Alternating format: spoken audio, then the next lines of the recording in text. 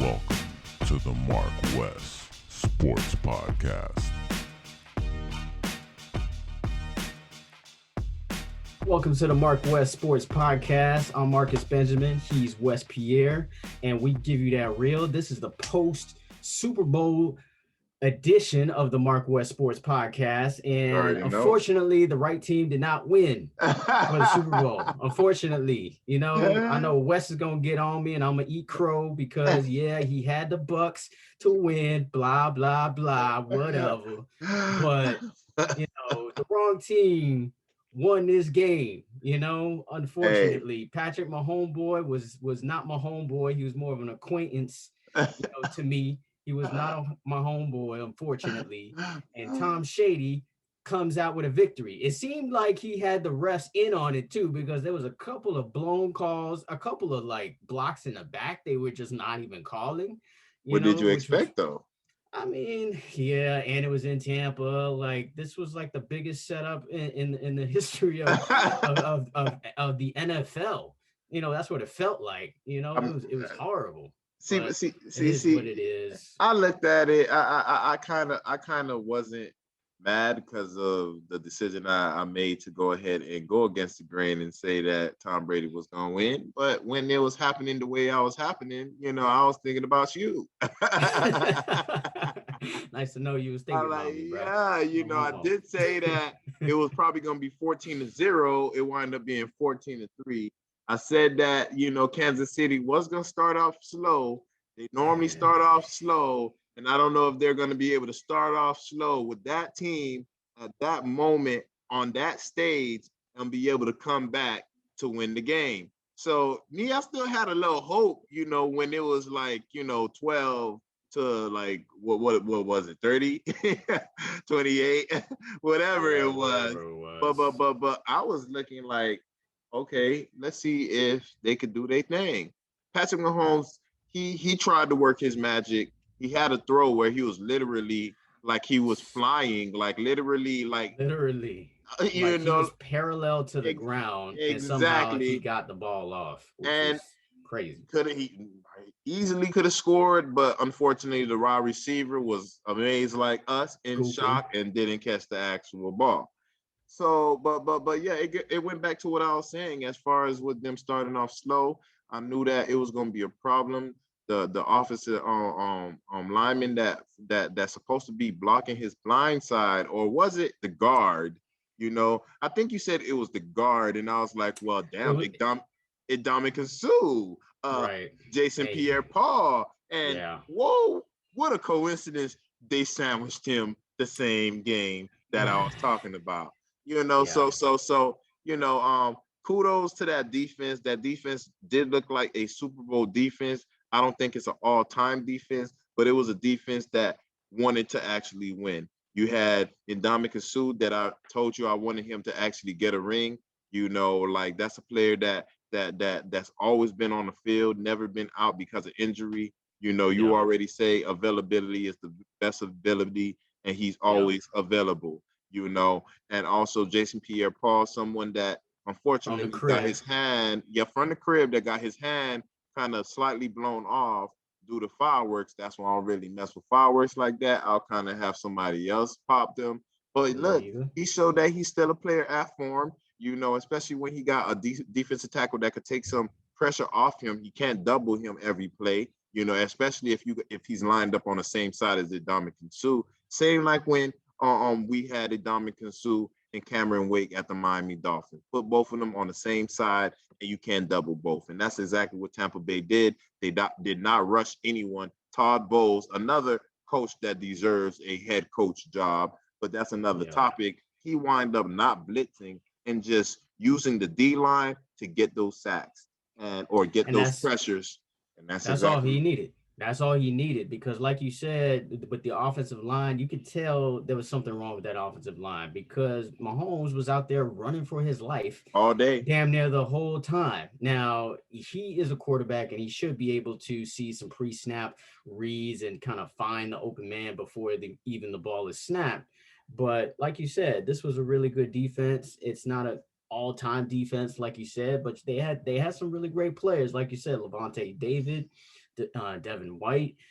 These are young linebackers that I think will continue to, make Pro Bowls in the future. Um, the the defense was really the key for me for this victory in the red zone. I that's kind of the main point. The fact that they were able to hold Kansas City to kick field goals, because they didn't score a touchdown in this game. They didn't score one touchdown in this game, which is ridiculous, ludicrous. I can't believe like a team like the Kansas City Chiefs that's been putting up 40, 50 points sometimes in games this season couldn't score a touchdown. That was just mind-boggling to me. And then even when they got, good yardage, they were making good gains. They actually outgained the Tampa Bay Bucks by yardage. They had more. Doesn't that look like the New England Patriots? What the New England Patriots used to do in the Super Bowl? Exactly. Not look great, but then again, look at the Miami Dolphins. Not trying to change teams right now, but you can go ahead and have 500 yards on the Dolphins, and you're not going to be able to score the way you want to score. We kind of looked crazy the end of the season, especially with that debacle in the end. But again, our head coach came from New England. Tom Brady brought that presence to Tampa Bay. I told you that it was going to be just like that. The Miami Dolphins gave the blueprint. They gave the blueprint, and they gave the blueprint without two number one, number two corners to actually do it. So kudos and shout out to Tampa Bay Bucks. They wound up doing their thing. Shout out to Tampa Bay winning the darn Super Bowl. 31-9 was the final score. It was a boring game. By the way, Wes, I do want to let you know that I did grill that lamb though, and that lamb was on point, bro. Like everybody was like, "Yo, this is straight fire." It was like, man, it was great. We did the shish kebabs, we did the lamb kebabs, we did some chicken kebabs, and then we did the lamb. I did the lamb shanks. That thing was so good, man. That was the best part of my Super Bowl Sunday, but not the actual game. Unfortunately, I felt like they should have even ran the ball a little bit more. I didn't really see a lot of Edwards-Helaire. I saw him like little flashes here and there. I didn't see no Le'Veon Bell, barely at all. But again, but there was no third receiver. That's another point I want to make. There was no third receiver making plays. Kelsey had 10 catches. Tyreek Hill had 7. By the way, I did put in on that bet. And you won. And I won that. Yeah, yes. with Tyreek Hill, because it was over like 5.5 or 6, and he got 7 catches. So they were doing their thing. Even they were kind of, I don't know what it was, because they were in the Super Bowl last year. So you can't say they were nervous. They've been on a big stage already and performed well. But they need a third receiver. Where was Sammy Watkins? He's like garbage. And then McCole Hardeman, and then the dude dropping the passes, this was like a Twilight Zone type of game for a football fan, for football fans like us who watch football all the time, and for this to happen. See, but again, it was just odd as hell. You had Andy Reid's son, got into a car accident, almost killed 2 people. I heard about that after the game. So Andy Reid definitely was not thinking it looked like Andy Reid was not prepared for the game. And when was the last time you ever seen that? But when was the last time that your son may be facing 2 charges of vehicular homicide or something like that around that range? I think he almost lost his grandchildren. Exactly. So again, I'm definitely your mind definitely is not on the game. Then you got your old lineman. The guy that's I think he's the right guard, but I'm not sure if he's the left tackle. Regardless of the fact, you got Pierre Paul and you got Ndamukong Suh. Either in the D lineman form or on the DN form. So you need him. And then you got Patrick Mahomes that's injured that needs to have toe surgery in the offseason. Right. So you got all these things working against you, and you got some people that got chips on their shoulder. Brady with a chip on his shoulder. With Belichick, I could do it without you. It was not you. It was not, I'm not a system quarterback. I'm basically is another one. Gronkowski, same thing. Hey, Yep. yo, then you got AB. People that thought everybody thought that he was done and over with came. Then you got Fournette. Everybody shout out to AB scoring a touchdown too. Yes. I mean, although I didn't like the result of the game, shout out to AB. And Levante David also from the crib. Yes, sir. So props to y'all. But think about it. Everybody that came from that was not on Tampa Bay. All right, Antonio Brown, he scored a touchdown. Fournette, you was not on the team, you came on the team, touchdown. Gronk, you was not on the team, you're on the team, touchdown. So Brady is showing you that it's not you, Bill. I'm just saying. So yeah, like I said, man, I don't like Tom Shady, but looking at that game, you feel me? It kind of make me look at it like, because Don Shula never really said anything about Tom Brady. He really had a problem with Bill Belichick. You know what I'm saying? So I'm aiming or looking at possibly just enjoying like the GOAT, because like for a long period of time I hated LeBron. You know what I'm saying? And that took away from me, Wait, who you calling the GOAT? What? Who you calling the GOAT? You said you're gonna enjoy the GOAT? No, that was Tom Brady in quarterback, not LeBron on the basketball court. But so you calling Tom Brady the GOAT? Is that what I heard? If you're talking about look, because my whole thing is, like I told you, there's always going to be an asterisk next to his name, because like I said, if you're with a woman for 15, 20 years and in year 18, 19 or year 20, after you thought everything was on peaches and cream, you find out she cheated on you, you're going to question everything from that point. So True. Yeah, I'm looking at it, but can't nobody throw the ball for Tom Brady. Can't nobody the timing be accurate like that. He's doing certain things, you feel me? And he's showing that, I mean, my head coach probably was cheating, but I ain't know nothing about that shit. I'm still kind of questionable. He probably trying to throw away his phone, trying to look out for Bill Belichick so he won't have to snitch, because, snitches get stitches. So I don't know, you feel me? Like right now, there's like a little black cloud that's kind of fading away. It's still there for me because I still don't like him. He still was on the evil empire. But look, I mean, I was happy that Gronk got a championship. I should hate Gronk just as much as I hate Tom Brady. You feel what I'm saying? Especially if he's on the same team, and especially if he's willing to jump on another team just to join the same individual. So Gronk didn't really like Belichick either, and he didn't really have nothing to do with Deflategate. Deflategate was kind of like personally Tom Brady's doing, so you can still hate Brady more. When you catch the ball, you don't feel that it's kind of like deflated, like like come on. Even if you didn't know in the beginning, like even Gronk thought that, he wasn't gonna say nothing. Wasn't gonna say nothing, man. But again, so if we're in a robbery and you're in the passenger and you're in the back seat, and then I went in and did a robbery, you didn't know what was going on. But I guarantee you, when I go to jail, everybody else in that car is going to jail. So he's part of the problem. Am I lying? He's not. He was probably the driver, and that's he's probably the driver. He didn't go in and rob nobody, but he was the driver when they got in the car and it was like, "Go Gronk, hit it," Man, regardless of the fact they did their thing, Gronk should have possibly been MVP. It should have been co-MVP, Tom Brady and Gronk.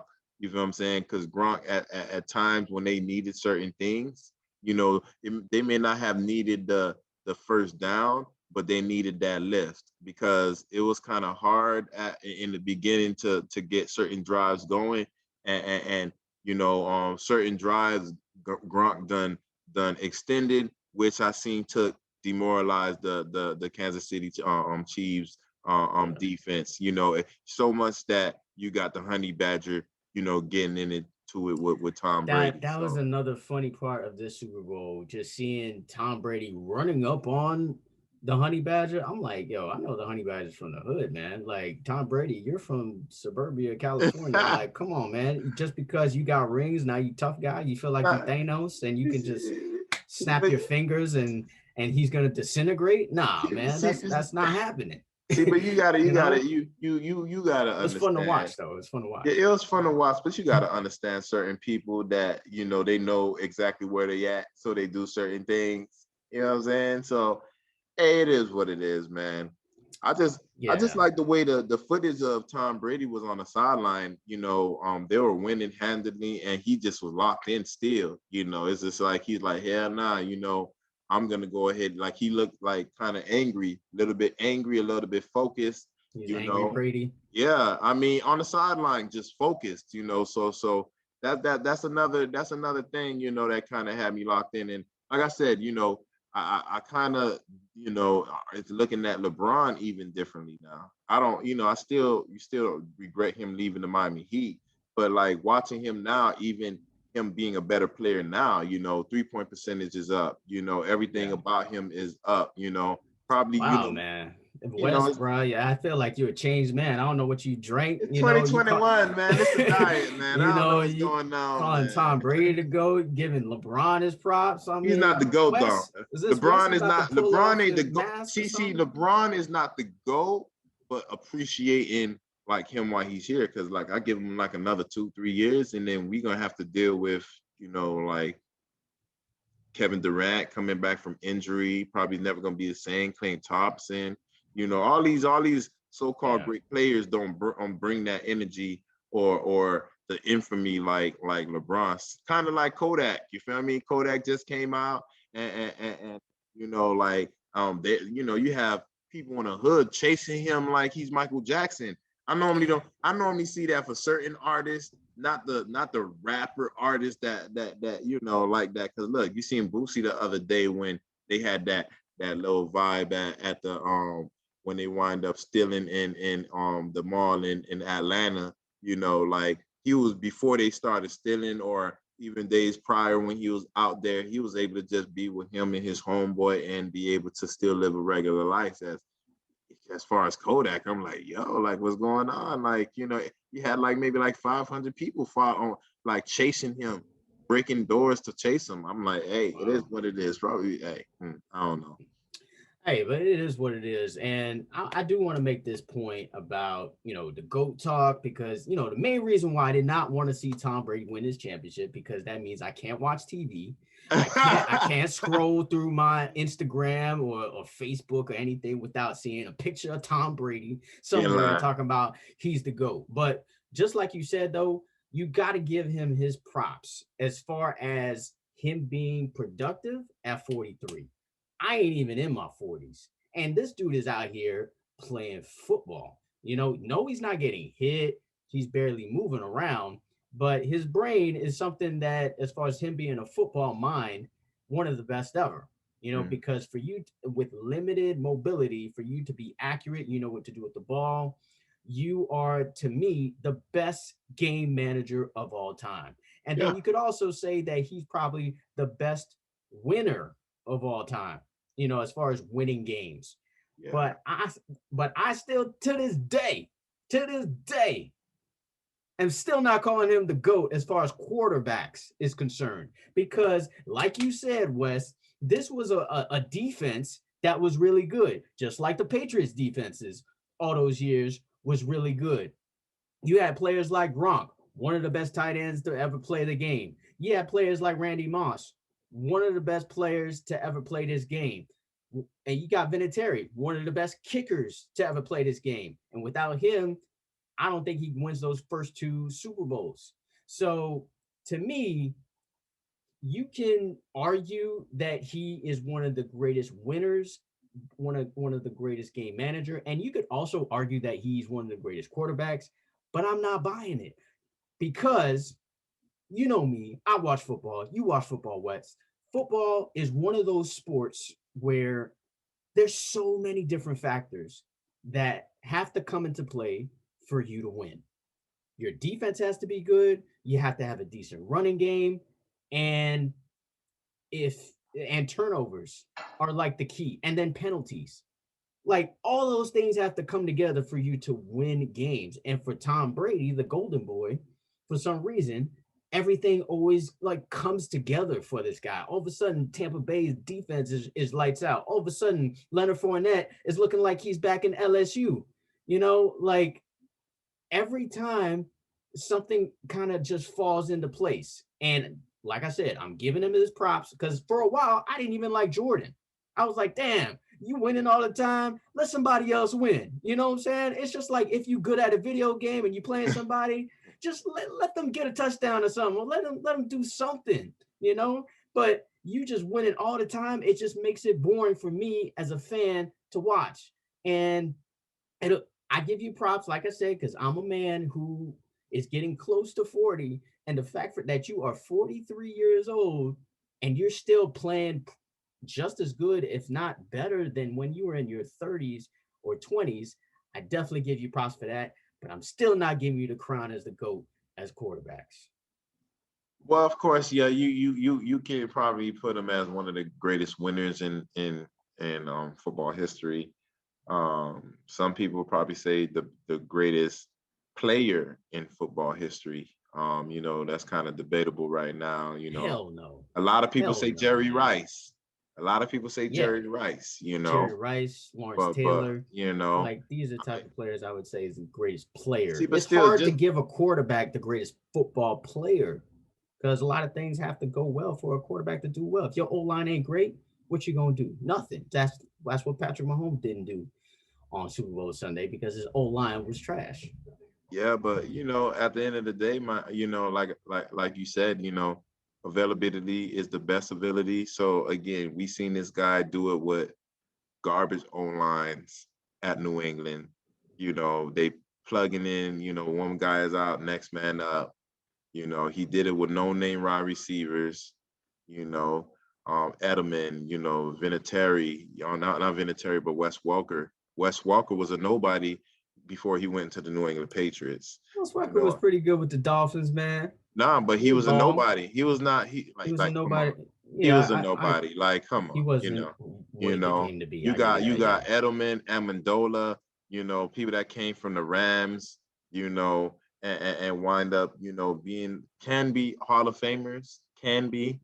I wouldn't say first ballot. But they can be Hall of Famers if you're talking about slot receivers. Because slot receivers are tough. You're getting whacked right in the middle by linebackers and safeties all game, So yeah, I mean, it is what it is. But as far as, you saying, where will we put him now in GOAT status? That's where we're at right now. Yeah, like where, I mean, there's some people, I already gave my opinion on quarterback of all time, football player of all time. The answer for me is no and no. So obviously, if we go to all sports in general, the answer for me is still no. Oh, the answer for me definitely is no also. Answer for Jordan is no. Answer for LeBron is no. I think, you got Bill Russell. Doesn't Bill Russell have like 11 rings? He got 11 NBA titles. I don't give him props though. I mean, I give him props. He got Bill Russell, but like put the league when it was like 8 teams. But then he got two Olympic, I think 2 college championships, and he also got a Olympic gold medal. Everybody's just like, damn, you just keep winning. And, I mean, if they saying that championships are the factor, like, God, he had 13. You know what I mean? That's the thing for me. Championships are team awards. That means you're on a great team that won an award. To me, GOAT status is more about individual accomplishments, especially for football. Basketball, you can take over a game, because there's only 5 players on the court. Soccer, the same thing. Like, you can kind of take over the game and where you are the focal point and you take it over. But with football, to me, like, how can you be the best player or athlete of all time? To be honest, I give athletes like Serena Williams more props, or Michael Phelps, or even Mayweather, to me, are like better athletes overall than a Tom Brady. Of course. I'm definitely not gonna put him at the GOAT of sports. That's far. That's like, come on, man. delusional. That's taking it too far. Yeah. I know. It seemed like I'm a different person now, and I'm wearing a mask. No. No. I'm just happy that I said what I said and I was right. So but that's one thing. And remember, like I said, I wanted Ndamukong Suh to get a ring. I wanted AB to get a ring. To shove it in Ben Roethlisberger's allegedly face. Allegedly. And yeah, because look, Tom Brady shoved it down Bill Belichick's throat, showing you that he still got more in the tank, and I'm not a system quarterback. And you got AB, doing the same thing. I mean, he did what he needed to do. I think he had 4 or 5 catches, for probably like 25, 30 yards. And he scored a touchdown. And he scored a touchdown. So it actually meant something. You feel what I'm saying? So for people to turn their back on him to get shunned, him to have a woman allegedly say he raped her, and he didn't he dealt with more criticism than Ben Roethlisberger, and he was able to come back and win the Super Bowl. Because remember, both of us, like, I was like, damn, he don't got a ring yet? He was like, nah, Wes, he don't got no ring. I was like, shit, I didn't even know. I thought he already had a ring because, like the Pittsburgh Steelers, if it was not the actual New England Patriots, it either was the Ravens or the Pittsburgh Steelers that won the championship. Normally, of course, you have other teams that win, but I thought that he was on that team that won a ring, and he wasn't. So shout out to AB again, bringing another ring back to Miami. This is where we produce great players in this great city. Definitely. We produce the ballers, and you touched on masks. I'm still trying to figure out if you got one on right now because you sound like a different person today. But there was masks on in the Super Bowl during a halftime show. And the Weeknd, I mean, he did his thing, that show's whack. He did his thing. You seen that garbage ass maze that he had? Like, come on. What the hell going on? Yo, I felt like he was too close to my face, man. Like, I don't think I've been that personal with the Weeknd, like, ever. Like, I was like, why am I so close to his face? I don't want to be that close. When he was like spinning around, he was like getting me dizzy. I was feeling seasick. I mean, I like the music. He played the songs I like, especially that song "Earned It." I really like that song. But I mean, I think it was for the money that he spent, and just to let people know again, he put $7 million of his own money into his halftime show. That don't even make no motherfucking sense for me. I'm sorry for cursing. He put in $7 million of his own money into this show, and it was just average. I thought it was an average show. I was waiting for somebody else to come out to kind of mix it up. Nothing ever happened. But look at it like that. You're Jay-Z in the NFL, and Wes is the Weeknd. And Wes, you Jay-Z say Wes, the Weeknd. Hey, I want you to showcase the Super Bowl in the halftime. Okay, no problem. Okay, but you got to give me $7 million. That's how it actually seemed to me, because my whole thing is there's no way that you're inviting me. You're supposed to pay me. I'm not going to use any of my money to go ahead and perform anything on that stage. I could care less, period. It's not like I'm an upcoming artist. Like, I'm the Weeknd. My name is already ring bells. You feel what I'm saying? So again, regardless of the fact, I feel like, it was like a weird, I mean, people got to look at the contract. I think it was like people was getting paid on the side, because for me, it don't make no sense how, you invite me to showcase the halftime, and I pay $7 million of my money to make it so-called better. You know what I'm saying? If I'm the Weeknd, I'm gonna tell Jay-Z in the NFL, I need this, and that's what it's gonna be. If you're not gonna give me that, then I'm not doing it. And you're gonna pay me my money to the same amount of money that I was gonna go ahead and do and get from you originally, and that's what it's gonna be, because it, for me, still don't make no sense. How can someone that got invited $7 million of your money to perform. Yeah, I mean, and it was not even that great. Like, yeah, I was expecting it to be spectacular because I knew that information going in. We talked about it before. So I thought like this was going to be like something that blew my mind. If you put in this much money into it, like I was expecting something really, grandiose, and it was anything but that. It was a decent halftime show. It was average. I wouldn't say it was terrible or trash. I thought it was just average. It was just an average halftime show, and it was a little disappointing to see that from the weekend because I still mess with the weekend as far as the music is concerned. But other things of note was the streaker, bro. The streaker, yo, that boy was the truth.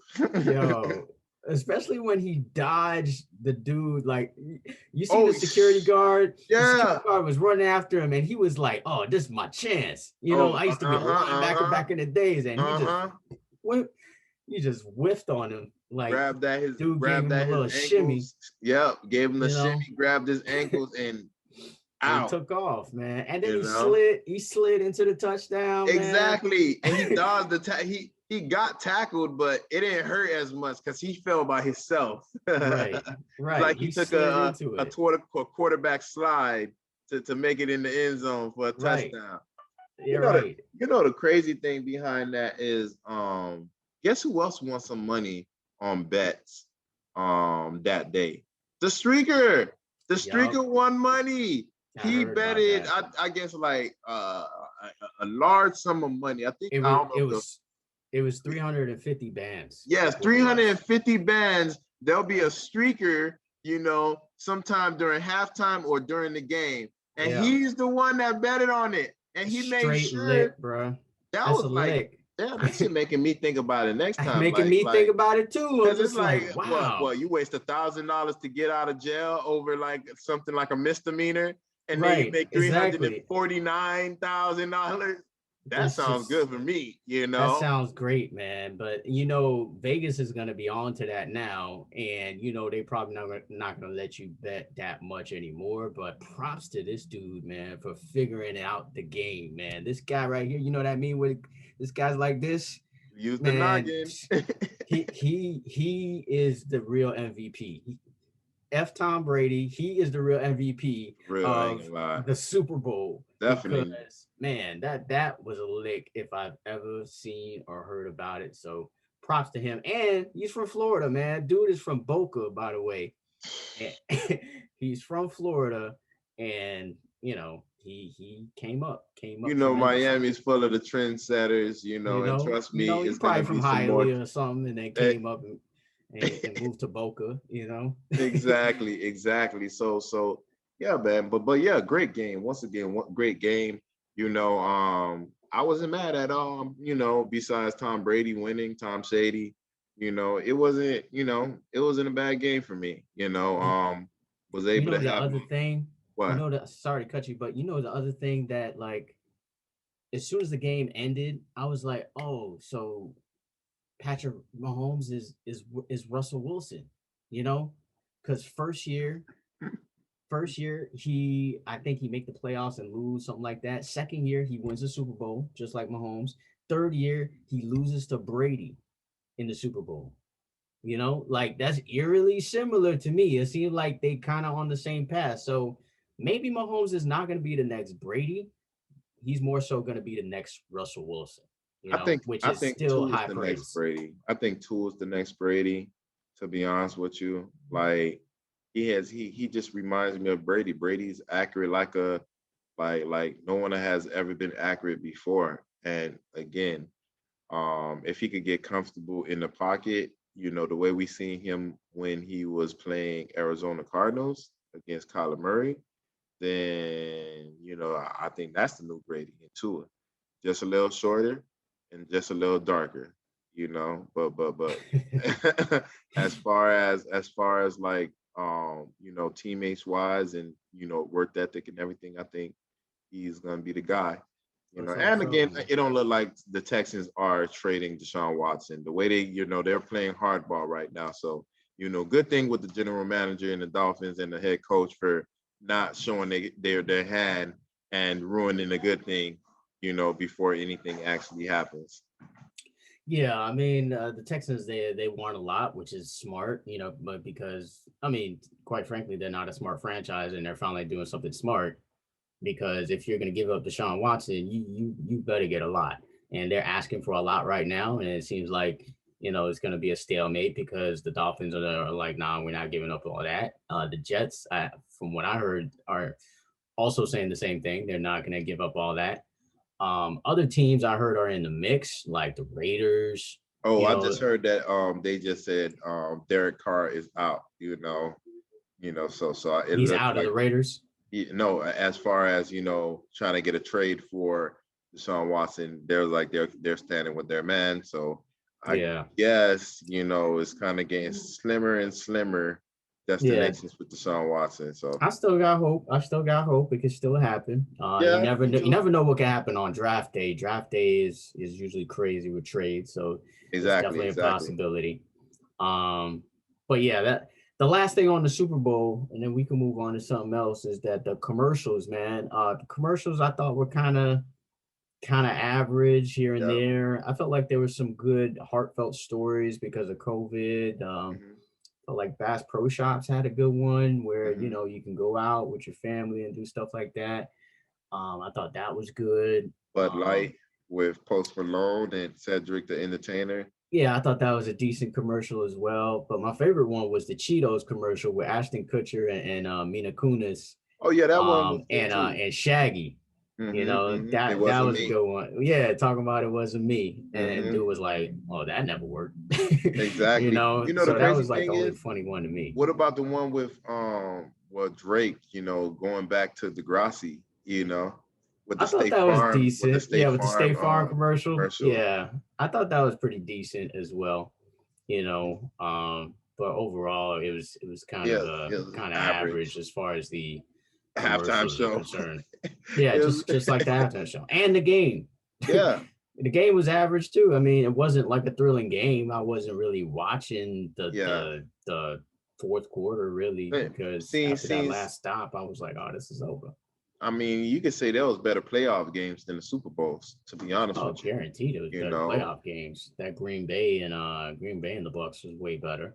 Exactly. When it comes to the Super Bowl, overall, what would you grade it from A all the way to F?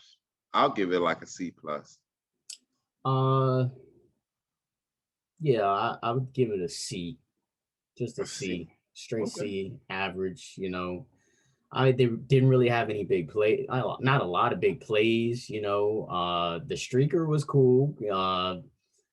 Halftime show average, commercials average. Not a lot of scoring on Kansas City side. No touchdowns. I mean, yeah, it was an average. Give it a C all around. Not a full stadium.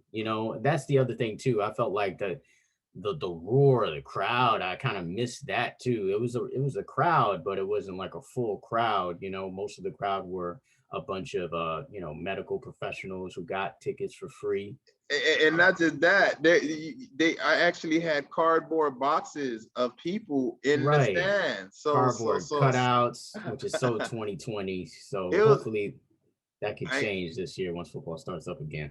But I ain't gonna lie to you, like it was like when I seen it, it was a good makeup for it because I was like, what is the stadium full? And then you see that it's cardboard boxes. I'm like, oh, look at them, why they pump the volume inside the actual stadium. But hey, it is what it is. COVID, 2020, 2021, I don't know how long it's gonna be like this. Hopefully it does change. Remember we stated that the Miami Heat started letting fans in, but they got the dog now, the COVID dog. So yeah, hopefully, it don't last too long because I am scared of dogs that aren't my dogs or somebody. I was about to say, it says the guy with a Doberman, a big scary Doberman pincher. Because you gotta understand, like, if it's Rocky, cool, that's your dog. But just like random dogs, like, nah, I'm good. You feel what I'm saying? Right. Dogs that's trained to attack people. Nah, I'm straight. Yeah. You know what I'm saying? Me too. Well, speaking of the Heat, you kind of touched on them. Like, what's up with the Heat, man? We We've been still saying that they're gonna make the playoffs, and they've been winning a couple of games. They still Moving on up. Still a couple of games out of the playoffs right now. Jimmy Butler, man, he is everything to us. You know, that's what I've seen in these past couple of games. I haven't seen all the few games in the past couple of weeks, but I've seen a couple, and the two I did see, Jimmy Butler was back, and I was just thinking like, dang, like without Jimmy Butler, what is the Heat? Nah, you know? but you gotta like we said before, like we've been decimated by injuries, man. Dragic just came back and injured again. You know, our Leonard is our center is out for the season with a shoulder injury. You know, Avery Bradley injured. You know, had Butler lost 12 pounds behind COVID. You had Tyler Hero with the next spasms and the cramps. You know, you had none gone out of the lineup after doing a great job. You know, where I was kind of vouching from, and you was like, nah, Tyler Hero. I'm like, nah, I think he's kind of better, but we was like, you know, but again, everybody, you're not gonna be able to get that chemistry and that cohesiveness that we've had in the bubble.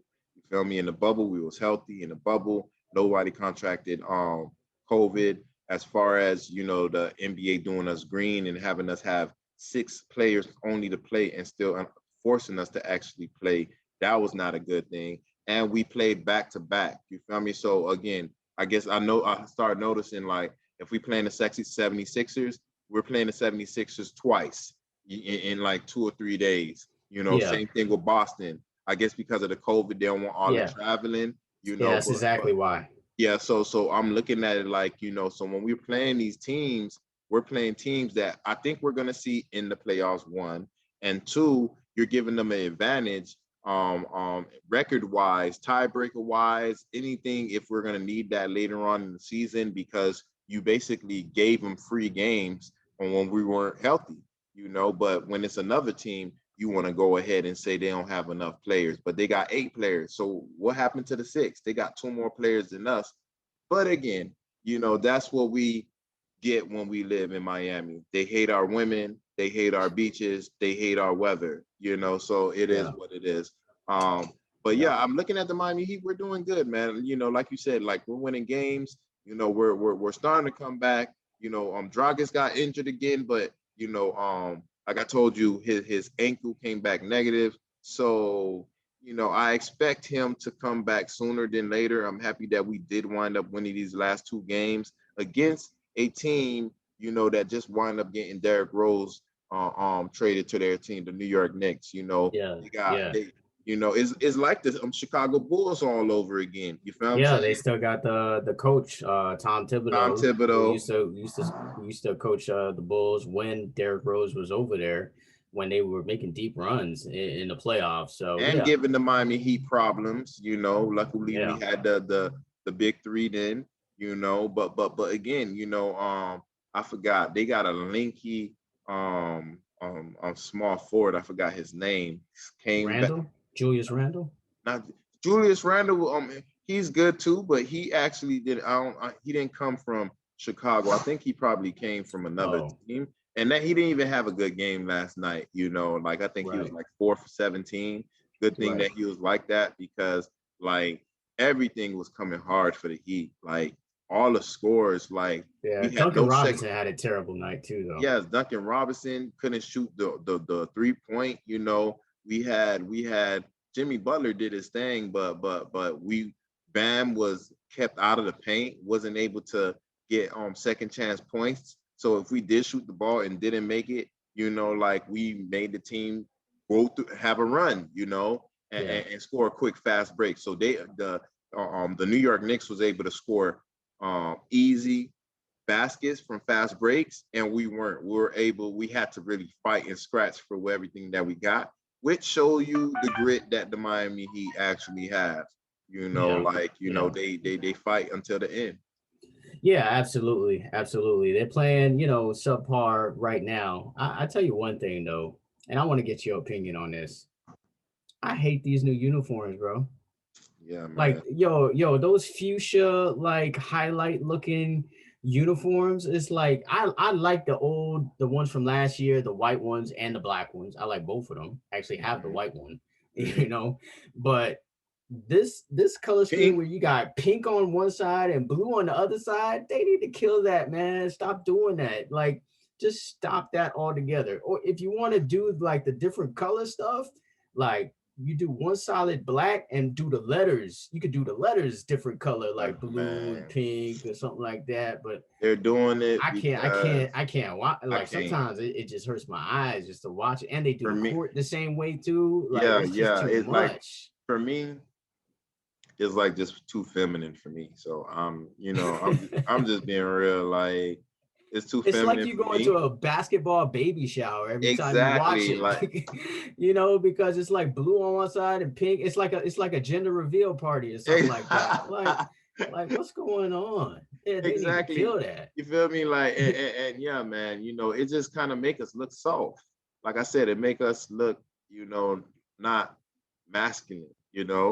And this has nothing to do with females or men, but we're talking about men playing a man's sport at that particular time. So, like, it's just like kind of what they do in jail. Like, when they kind of want to soften up the males, they have them wear pink jumpsuits and pink everything. Yeah, they had a study behind that, and that's what like a certain jail actually does. It kind of like softens up the men, as far as aggressive wise. And if there's and that's a real study. So if that's true, why would the Miami Heat go ahead and do that? Like, it just makes no sense. Go back to the old school black and red, or the red and white, or even the new one that you have. Like I said, the black one, like you said, the black one actually do look hard though. The black with with the little hit of sky blue and a little hit of pink. It's more black, but it does look hard. I ain't gonna lie to you. Yeah. I but this one, agree. Like you said, does look like a gender reveal party. yeah. And I think that's probably the reason why they losing, man. Why they losing games, because based on what you said, they probably, maybe not, they not going as hard, because I know, just like Deion Sanders say, man, when you look good, you play good. So, you feel me? So right now they not looking good, appearance wise, and then on the court, this is not the same team that I've seen in the playoffs. But they'll get it back together. Yeah, because they've been winning. They're on a 3-game winning streak right now. We're 10-14. Because of your boy Jimmy, bro. Like, Jimmy carries this team. See, but again, like you said, like what would the Heat be without Jimmy? The team that we were without Jimmy. Right. Exactly. So I'm not too much worried about that. That's our captain. That's our leader. Did you see what he pulled last night?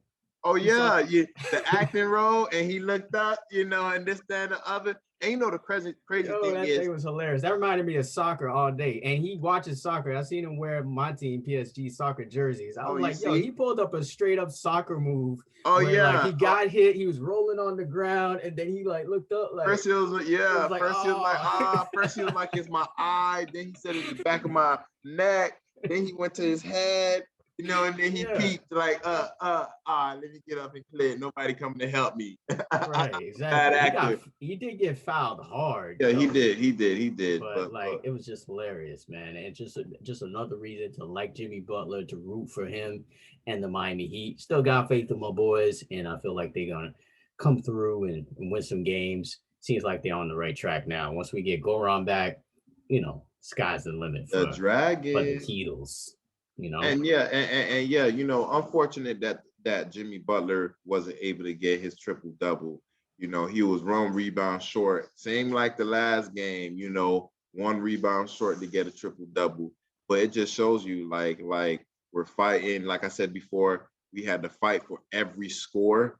And for us to be like decimated from injuries, not gonna have that cohesiveness and everything like that, and not to even have our shooter, in Goran Dragic, the guy that would have played a big factor in the finals and possibly would have helped us win the finals if he was there. So this can kind of help the Miami Heat, as far as like not being so dependent on one player. You feel me? like early on, the 12 games that Jimmy Butler missed, it was 12 games. The guy that, you feel me, like if he wasn't there, we would be the old Heat, That's one thing, 12 games, missing that and us having that record, Goran Dragic being injured. So look, I look at it like they were able to play without him in the beginning of the season. They're finding a way to play without on Goran Dragic right now, and they're finding ways to play without Tyler Hero or Nunn when he's injured or Olenek when he's injured. They're just finding out right now the next man up, and that's the reason why I feel like also Eric Spoelstra have so many different lineups, because this is the time, the regular season, when the games don't really mean too much. It's not playoffs, to figure it out, and I think that's exactly what the Miami Heat's doing right now, figuring it out. Yeah, I agree 100%. And just want to say quick, Panthers is balling. I know you don't watch hockey. Oh, nah, they've been winning. But the Panthers is winning, man. Like, so this might be finally the year, because they're the one team from Miami of all the four major sports that has not won a championship yet. So let's keep trying to root for, just check out the scores every now and again, see if they keep winning. They only lost one game so far this season. Yeah, and I think it was like recently they lost that one. Everything else they've been, beating them 3-1. Some was close games, but for the most part, I seen it. I'm loyal. Everything on the Bleacher Report. I got the Panthers, I got the Marlins, I got the Heat, So I seen it, but I didn't know when the season actually started. So I didn't know like how many games they actually won. I just knew every time I actually did see it, it's like they won again. So yeah, shout out to for the Panthers again. I want to go to a Panthers game, to be honest with you. Like that's a different sport. Try to get my feet wet with that. I've been to a Panthers game, and I'm gonna tell you a couple of things about a Panthers game. All right, so one, it's extremely fast. Like the TV, watching it on TV doesn't do it as justice as far as how fast these guys are moving. So that's cool to watch. Second thing is, if you go with your dime, you and your dime probably gonna be the only black people there. Because when I went, like I was counting them. I was just like 1, 2, 3, like just in case something go down, you can be like, yo, it's about to go down, Mm-hmm. So that's the other thing. But besides that, it's a cool sporting event. It's a cool sporting event to go to. Of course, it's going to be cold, so bring your sweater or bring a hoodie or something like that. But I like watching hockey. It's the only thing about hockey. It's like it's really engaging. So it's not like you can write a paper or something and then also watch it. It's you got to watch everything because the puck is so small. You got to follow it, and and then there's fighting sometimes. There's a lot less fighting than it was back in the 80s and 90s, just like in every other sport. Okay. But yeah, it's a fun game to watch. Definitely, go out there whenever you get a chance. But just don't be surprised about the number, the outnumber of white people to black people. Oh, I don't either. There's a couple of black players too on the Panthers team, by the way, too. Just so you know, there's a couple of black players on the team. Okay. So since it is Black History Month, baby. Oh yeah. You see our background, we had a salute, But yeah, definitely got to hit a hockey game. I already tried a baseball game, which was good, Unfortunately, the Marlins was losing when I went, but we had the Clevelander there when I went. Now It's not there no more. That's so. The same thing with me. Like I went to a Marlins game, my first Marlins game, because I was boycotting the Marlins stadium because they built that stadium on the grounds of my Orange Bowl, where my Orange Bowl used to be. And the Marlins, the old regime, took all taxpayers' money to build it, and then they would get players and then sell them off. There was every reason not to like the Marlins or the team. But now that Derek Jeter's there to change the logo, I'm back on the Marlins now. Me too. But yeah, when I went, it was the Clevelander, and it was a beer fest going on, bro. Like they literally, like they gave you like this little mug about this big, and you was out there sampling. Obviously, you can't do that now in COVID with COVID going on, but you was out there sampling different beers, like in this whole circle. It was great, man. I I would have got been sampling all night, smashed, bro. Yeah, I was sampling all night and I got super smashed. And it was right in front of the Clevelander. So you got to go in and out and chill. I was like, man, this is what baseball games is about, man. Oh yeah, I'm man. here all the Yeah. time. But they took the Clevelander away. So I'm not sure why. I don't know. But, that was stupid. yeah, that was cool. That was the one thing that they could have kept. Yeah. That stupid ass machine contraption that they had, that flamingo shit. You know, I'm happy they got rid of that. They took that away. Yeah. You know, because it was out of place from jump. It just didn't make any sense at all. You know, but yeah. But yeah. Obviously we're doing the podcast right now, doing the midweek edition. We kind of don't do the midweek edition as much. The only reason why we're doing it is because I'll be at the 7-on-7 football hotbed tournament coming up on Saturday, and I really want to see who is really the best quarterback in South Florida. You know, and I'll name you the contenders, and like after Saturday, we'll find out who had really the best day. Okay, we got Tiger Dickens, who is the quarterback for Miami Northwestern. You got Keon Jenkins, they call him Lights Out, from Miami Central. You got Carson Haggard, they call him Carson City, you know, because he's lit. You know, you got Zion Turner, the quarterback from St. Thomas Aquinas, who I heard Miami is recruiting him very hard. Like they're really after him. And I like Zion Turner. He's a great player. He's athletic too. He can get out of the pocket and make plays. He's already got two championships, or 2 state championships already going into his next year this year. So let's see what Zion Turner does. And you also have Colin Hurst, he's a small quarterback, great player. And he's out of Western High School. He probably might be one of the most accurate quarterbacks, but he's a little underrated because he's at Western. You know, he's not at these other big name schools. So those to me are the contenders. We'll see who really comes out as one of the best quarterbacks. Like I said, 7-on-7 is really kind of a way for quarterbacks, receivers, and defensive backs mainly to develop in the off season. So it's going to be an all day event.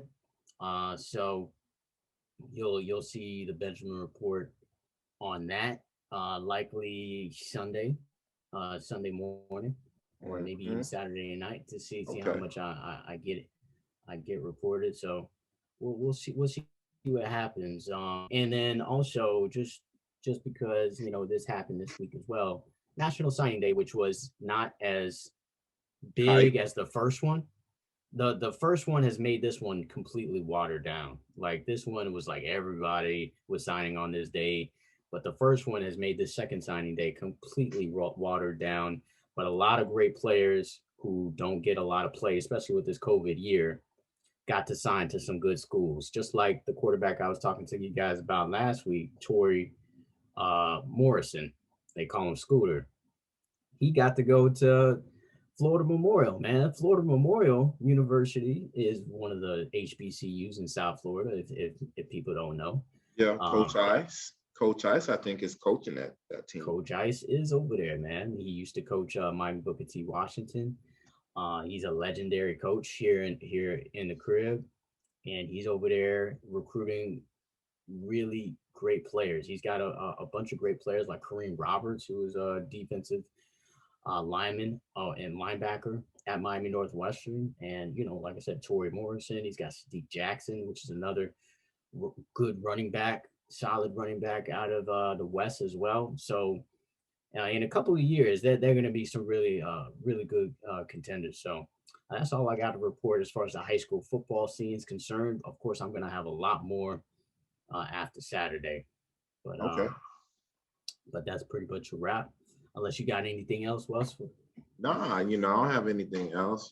Just again looking forward to the Miami Heat again. I think we're playing the Houston Rockets, and I think they're 11-14, on Thursday, 14-14. So, that's what I'm looking forward to. So is what it is. I guess we'll have an update on that game and a few more games when we do record again, the MarcWes Sport Podcast. So, all right, that's a wrap on it. To the next episode. Peace.